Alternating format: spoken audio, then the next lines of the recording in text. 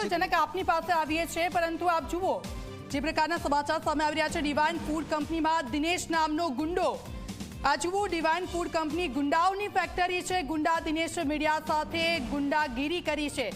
આ જે વ્યક્તિ અમે આપને બતાવી રહ્યા છે વ્યક્તિ નથી પરંતુ ગુંડો છે. એણે જે રીતે દાદાગીરી કરી છે એનું નામ દિનેશ છે અને આપ દ્રશ્યો પણ જુઓ.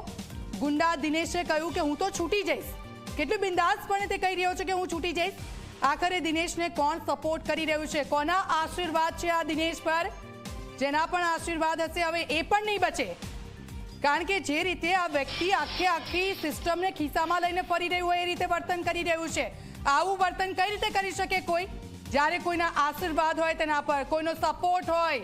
એ સપોર્ટ સિસ્ટમ જે એની પાછળ છે, આખી જે ચેન ચાલી રહી છે ને જે હપ્તાઓ પહોંચી રહ્યા છે તે તમામ લોકોને 24 કલાક સીધો પડકાર ફેંકી રહ્યું છે કે આ ગુંડાની બાજુથી તમે હટી જજો, નહીં તો આ ગુંડાના જે હાલ થશે એવા જ હાલ તમારા પણ થશે.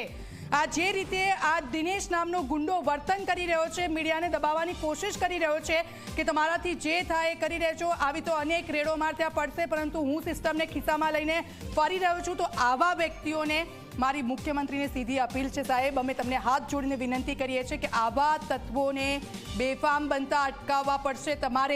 તમારે જ કોઈ એક્શન લેવી પડશે કે આવા લોકો આ રીતે બેફામ રીતે જે પત્રકારને માત્ર વ્યક્તિ ગણી રહ્યો છે, જે રીતે તુચ્છ વ્યક્તિ જોડે વાતચીત કરતો હોય એ રીતે ગાળો ભાડી રહ્યો છે, એ વ્યક્તિને તમારે ચોક્કસથી સબક શીખવાડવો પડશે. ગૃહ રાજ્યમંત્રી પણ જુએ આ જે હરકતો આવા ગુંડા બનેલા તત્વો કરી રહ્યા છે, આવા લોકોનો જાહેરમાં વરઘોડો કાઢવો જોઈએ.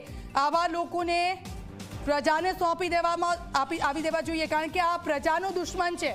એણે લોકોને ધીમું ઝેર પહોંચાડ્યું છે, તેમના આરોગ્ય સાથે ચેડા કરી રહ્યા છે અને આવા લોકોની આ રીતે બેફામપણે જે રીતે વર્તન કરી રહ્યા છે તેને ચલાવી ન લેવાય. આજે પત્રકાર પર હુમલો કર્યો છે, કાલે આવા લોકો બીજા લોકો પર હુમલો કરશે અને પૈસાના જોરે લોકો છૂટી જશે.